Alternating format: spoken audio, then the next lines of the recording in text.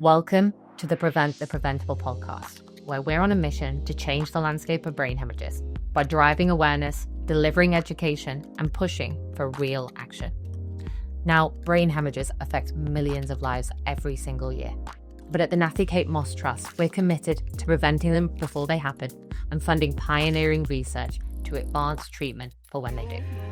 In this podcast, we'll dive deeper into the world of brain hemorrhages because the more we understand, the more we can create real change, and together we can truly prevent the preventable.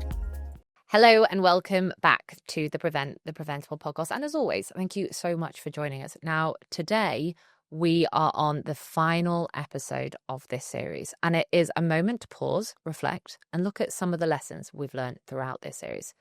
We've spoken with survivors, families, clinicians, and researchers. We've heard deeply personal stories, learned practical tips, and explored what recovery really looks like. And on that note, if you haven't yet listened to the earlier episodes or the episodes from Series 1, I would highly recommend you doing so, as there is so much helpful information in there. Now, today we're looking at 5 key lessons from this series for anyone navigating life after a brain hemorrhage. We know that this journey can be complex, it can be challenging. So we hope that these lessons help you navigate it. And before we dive in, I would like to say thank you for listening and for supporting the Natty Kate Moss Trust through this episode and this series and beyond. It truly does mean so much. Through our work, we aim to not only shift the landscape of brain hemorrhages, but also to support you, our community, as you navigate this difficult journey. So, without further ado, let's dive into today's episode and 5 lessons for life after a brain hemorrhage. Sorry to interrupt, but this one is actually quite important. We often get asked, what's one thing that you can do to help reduce your risk of a brain hemorrhage? Well, the answer is actually pretty straightforward. Check your blood pressure. And here's why. High blood pressure is one of the leading causes of brain hemorrhage.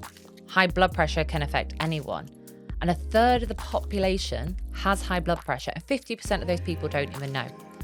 But the good news is that high blood pressure can be managed, but we need to know our numbers first. So don't leave it to chance. We've made it super simple for you to remember.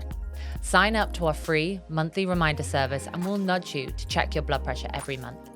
Quick, easy, and no excuses.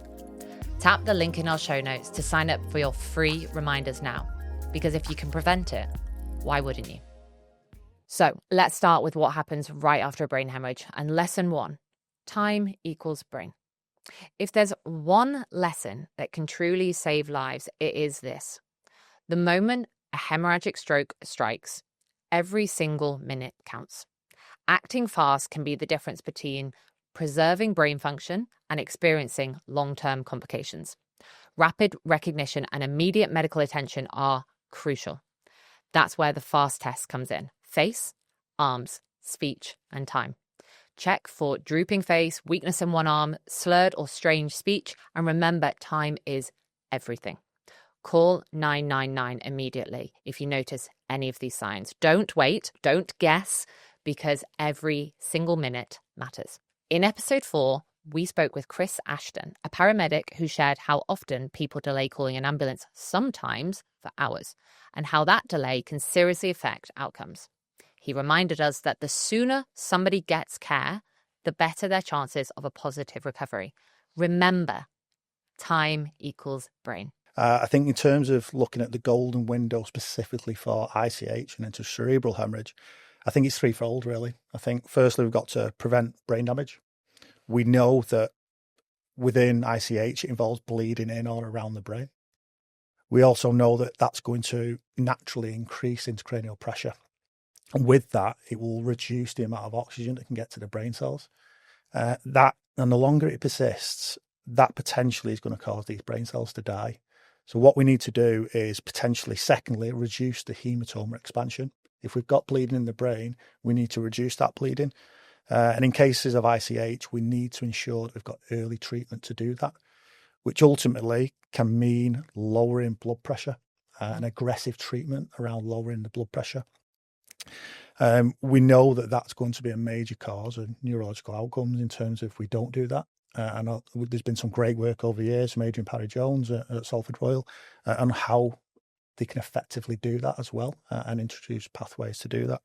But ultimately, I think the third point I just wanted to make was we want to improve survival rates. We know ICH strokes often have the worst outcome for strokes, with up to 40% mortality at times. So we know 4 in 10 patients potentially may never leave hospital if presenting with ICH stroke.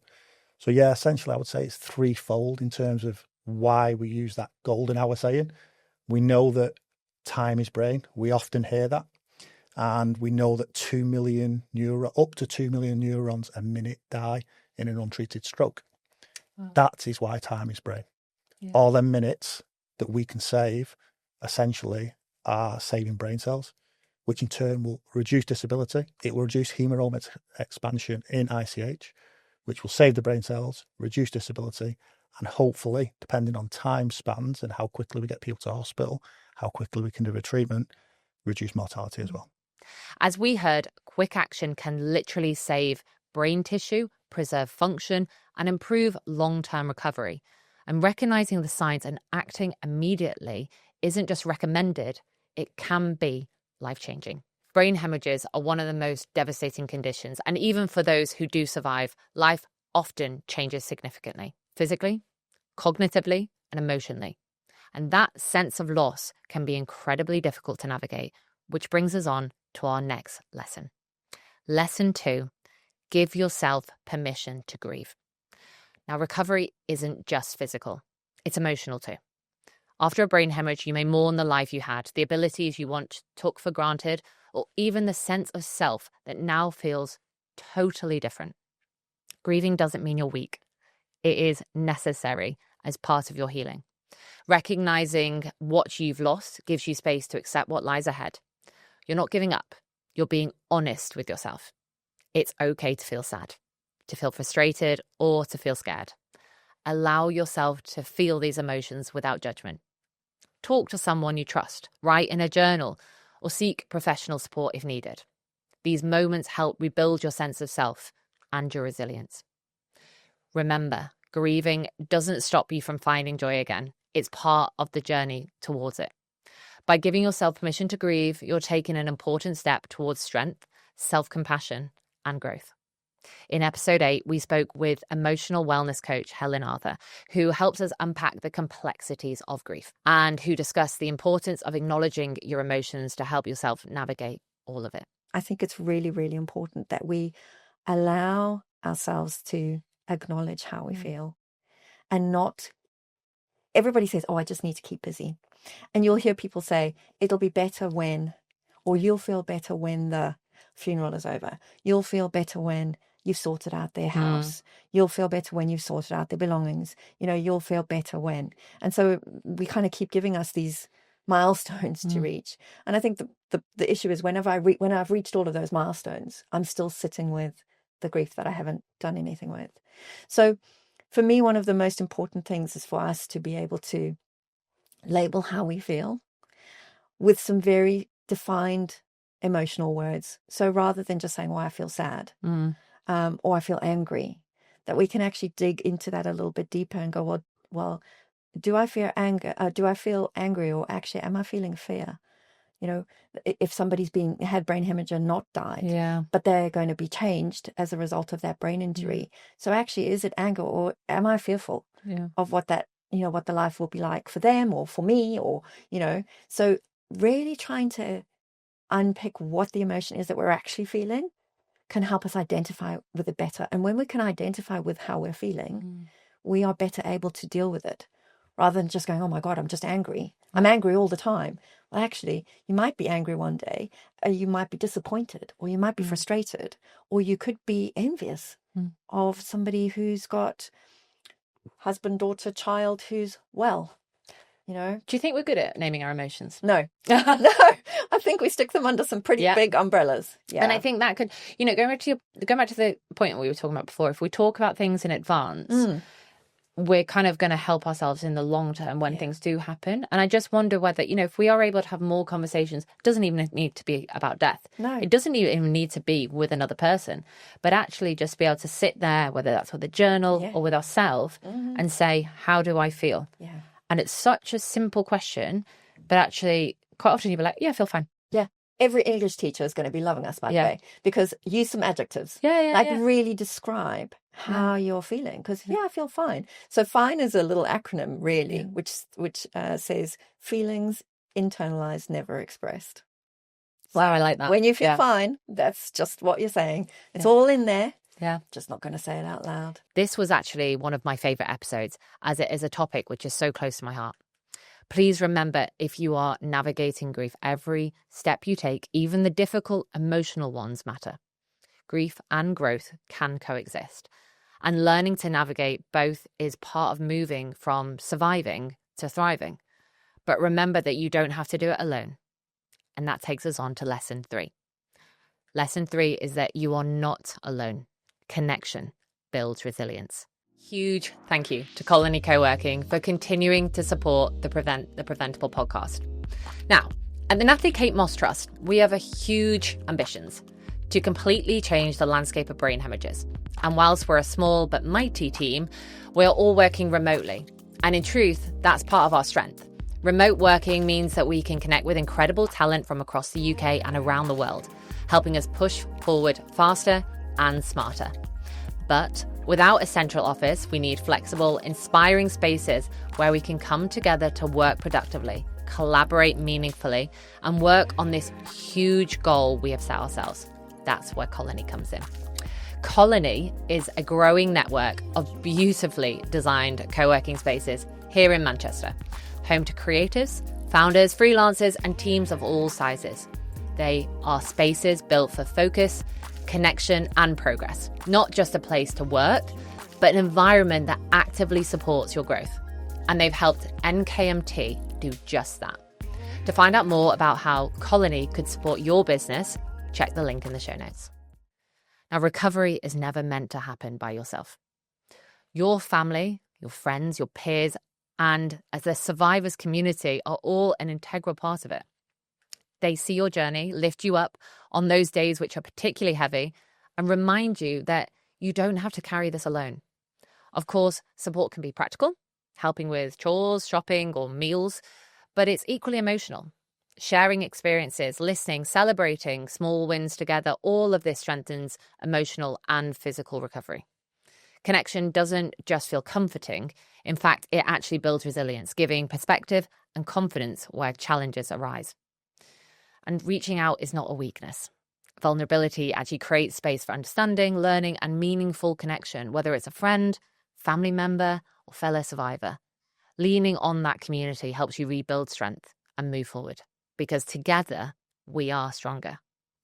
In episode 6, survivor Dom Cassidy spoke about how vital community support was in his recovery journey. I've been lucky with who I've been surrounded by. So my family have been amazing and really, really understanding.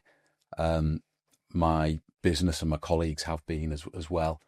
I work with people I've worked with for 20 odd years. We own the business together. And I think that sense of familiarity and comfort, both professionally and, personally around my family and friends has been everything to me, actually. I think it's allowed me to recover as I need to. Because I think I've got to be really, I want to be really clear in when I say this. It was a sudden onset and I was out of it relatively quickly. And I'll often sit and ask, I think about it quite a lot. I didn't have to go because I'd found a lump somewhere or there was a concern and wait for scan results. I haven't had to then be told I need a course of treatment for something. And I think of the illnesses and the situations other people face. I'm lucky that way. It was sudden onset. I was out quickly, and therefore, as I keep telling myself, my recovery is really, it's down to me. It's down to how I focus and rationalize what's happened to me. And maybe to a certain extent, I might be going off on a tangent a little bit here, Claire. I look at the work that your charity does. I look at the work, Fiona, that Natalie Kate Moss Trust does. I don't always see myself as being the most worthy need for that, because I don't necessarily think my symptoms are as severe as others. But that's partly why I wanted to do this, is to say, look, that's all right. And the whole thing is a bit of a journey anyway. But what am I now, 15 months down the line? And it is still, it's really inconsistent. It's really hard to predict how it's going. And I've now found peace with the fact I'm not going to put a time scale on this. I'm just going to accept that it's variable and it will go along. But coming back to the original question, I think the reason why I think I've been able to cope with all of that is because the support networks around me, from family and friends, and the information on the websites and such like has really helped. As Dominic explained, community is vital. But in this clip, he also touched on the constant back and forth of his recovery, which leads us on to lesson 4. Recovery is a journey, not a timeline. Now, healing isn't linear. Some days you'll make noticeable progress. Other days it may feel like you've gone backwards. And that is so normal. Recovery after a brain hemorrhage is full of ups and downs, and it can affect you emotionally, tire you out physically, and drain you mentally. But that doesn't mean you're not healing. It is so important to celebrate the small wins and have tricks up your sleeve to navigate those really challenging moments. Even tiny steps, completing a task, noticing improvements in memory or movement, or simply getting through the tough day are victories. Adapt routines to your current needs, and being patient with yourself is key. Recovery is not about speed. Please remember that. It is about persistence, it is about hope, and it's about showing up for yourself each day. Every step forward matters. Over time, those small steps add up, shaping real progress. Persistence, not perfection, drives lasting healing.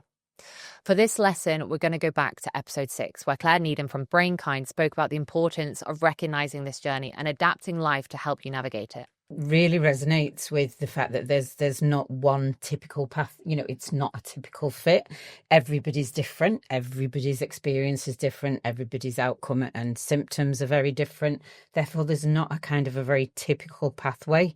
It's for everybody, it's very different, and it's a process for them, and it's about adjusting to their life, really. And I think it's overwhelming, isn't it, in those first few weeks of really trying to get your head around what's happened, trying to think about what the future's going to look like, what the next few weeks, what the next hour's going to look like, particularly on those days when you don't feel great. And that's a kind of a very typical experience. Is some days are good, some days are bad, some months are good, some months are bad.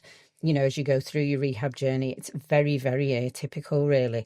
And I think what's really important, what people tell us, is that you have knowledge and information very quickly so that you can manage those expectations and you can kind of start to think about understanding what's happened to you, what's happened to your brain, and what's kind of going to happen in the future. But yeah, there is absolutely no typical pathway, and because there can't be, because everything is so different for everybody, we have to be really flexible. I think it's really, really important, because I think the way we sometimes often talk about it is that people have to almost grieve for what they've lost.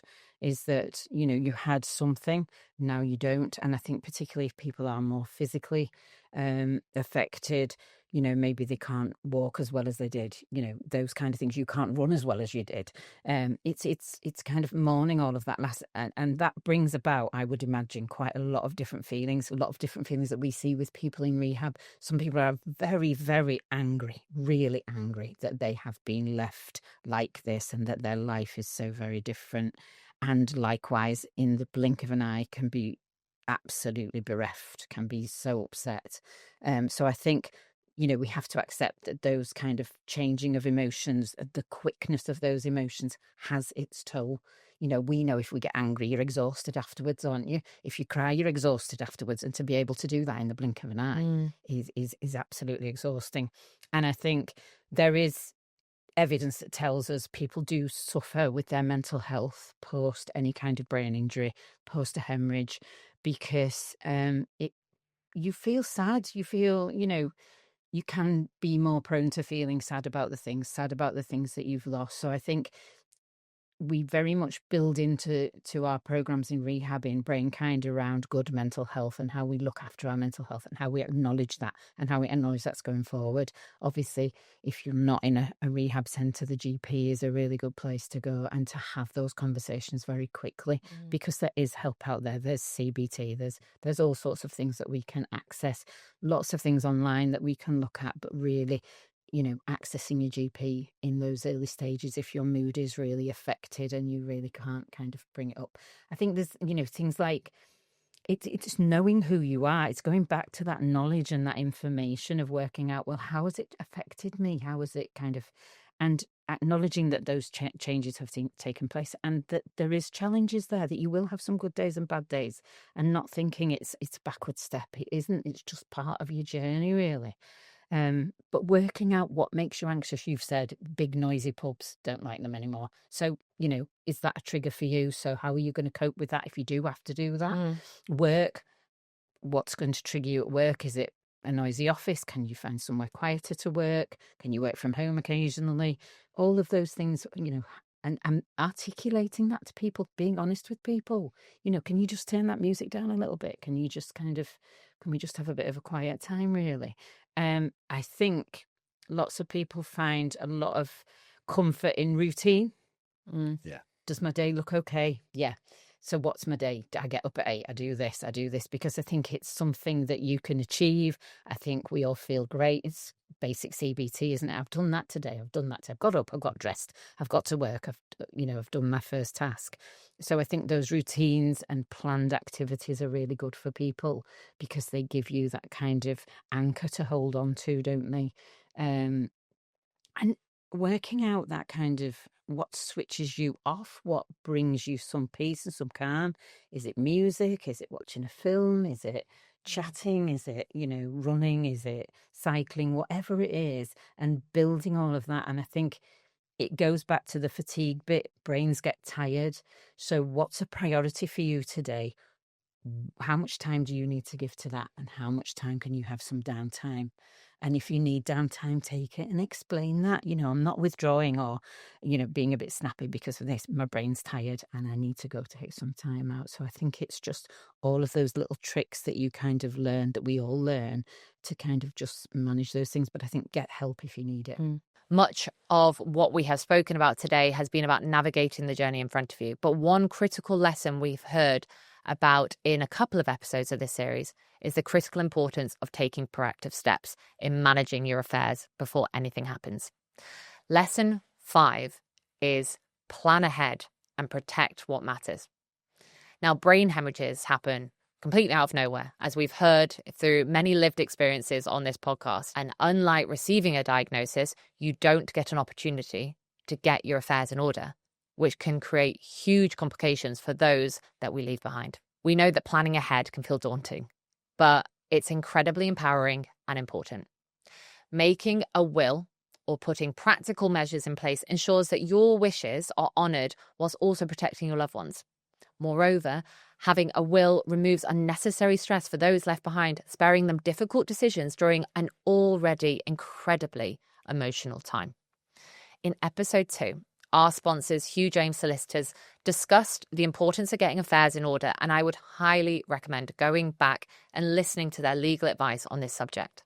Then, in episode 3, Katie Armstrong, who also shared her experience of losing her husband to a brain hemorrhage without a will, talked about the additional stress and complications that this caused her at an already incredibly heartbreaking time, as she became a widow with 2 young children. All sorts of complications, from mortgage companies to banks. I wasn't allowed any access to any of the money which was in Phil's bank account. I had to change insurance companies for car insurance, house insurance, which obviously then reimbursed Phil into his bank account. Mhm. So that and then I had to outlay that expense again. I didn't have access to Phil's until probate was done, which was about 11 months after his death. Yeah, well. And then it cost me about £10,000 in the process for all the solicitors as well. yeah, it was tough. I just relied on savings, massive savings, and £350 from the DWP every month, which probably covered my electricity and my council tax. Which I got that for 18 months, so I'm not, Yeah. but you kind of rely on that. I wasn't working. I was trying to work out what to do with Phil's business. I wasn't working myself. I was trying to sort out the kids, trying to make sure that everything was sufficient for them. But generally, even though we were married, I didn't have the authority to access anything. And I remember going into the bank so many times, and there was a really lovely lady there. And I remember going in, and she said, "I just can't tell you what direct debits are going out of his account." And I was like, "What, nothing?" I said, "Can you not tell me how much money is in the bank?" And she was like, "No." So I remember frantically that first couple of weeks just transferring money into his bank account just so that any other direct debits were covered. And it was just a complete shot in the dark as to how much it was, because, Phil took care of all the payments. I was taking care of the cars, or, the kids' activities, or school, any sort of activities, and food shopping. That was pretty much like my wages. So I didn't really have a clue, but it worked for us. That's how it worked. But no, I didn't have any access to anything. And wills are so important. About a week after Phil's funeral, I actually went and wrote my will, because I just didn't want another family member to pick up the pieces if I hadn't have done that. And also I had to think about the kids, because if something happened to me, they needed a legal guardian. And I remember asking my friend after Phil had died about being a legal guardian, and without hesitation she said yes, but then the probability is that she will be having the kids at some point. Well, hopefully not. Hopefully that's hopefully. not a probability. No. Hopefully, but it's so it is true. And then suddenly these things become a lot starker. In a sense of, well, actually, I think we mentioned it before. In a sense of, we fully believe in our immortality. Yeah. And until something happens, until something shakes our world, we genuinely do kind of put things on the back burner, such as like, oh no, well, it's fine, that won't happen. I don't need a will, or I don't need to sort that out, and it'll all be fine, And I don't know whether that's just hope, whether that is sort of blind ignorance, or what it is, but I think we all definitely believe that until something does happen. And I think your lived experience there of demonstrating, actually, it's so vital that we make sure you have things in place, because hopefully something doesn't happen. But if it does, it makes everything so much easier for the people, because there's already enough emotion and emotions that need to be navigated, the grief in itself, but then layering on top of that, the worries about finances and, the practicalities of looking after the kids and everything. It just makes things, so much harder as well. I think the perception is, if you're married, then you're safer, so to speak. Yeah. And you have that, but actually it makes no difference whatsoever in the eyes of the law. You need a will. By taking these steps, you're not just protecting assets, you're supporting your loved ones, reducing future stress, and giving yourself peace of mind. Planning ahead is an act of care. It's an act of responsibility and love. One of the simplest ways to support those you care about the most. When we were building out this episode, there were so many helpful lessons we could have pulled out. And so, as I mentioned at the beginning, whether you are a brain hemorrhage survivor, a loved one, or an advocate of our cause, if you haven't yet explored these other episodes, please do take the time to revisit them. The lessons we've shared today aren't just lessons. They're a roadmap to help survivors and loved ones navigate recovery and shift outcomes after a brain hemorrhage. To every listener, survivor, loved one, or supporter, your courage, your voice, and actions contribute to a movement that can transform the experience of brain hemorrhages for everyone. And we couldn't be more grateful to have you with us. Now, if today's episode really did resonate with you, please do share it, as it could significantly help someone navigating their own journey. And for more resources, support, and information on prevention and research, please visit our website, which is www.nattykatemoss.co.uk, or follow us on Instagram. And you can find all the links to all of that in the show notes. Thank you so much for joining us through this series. And a huge thank you to every guest, expert, and listener who shared, supported, and engaged with us. Together, we're not only supporting one another, we're changing the landscape of brain hemorrhages for future generations. We'll take a short break now before Series 3, but if you would like to get involved before then by attending one of our events, taking part in a race, or volunteering at one of our blood pressure awareness days, head over to our website for more information or get in touch. For now, though, thank you so much for listening and for all your support. It really does mean so much. Take care.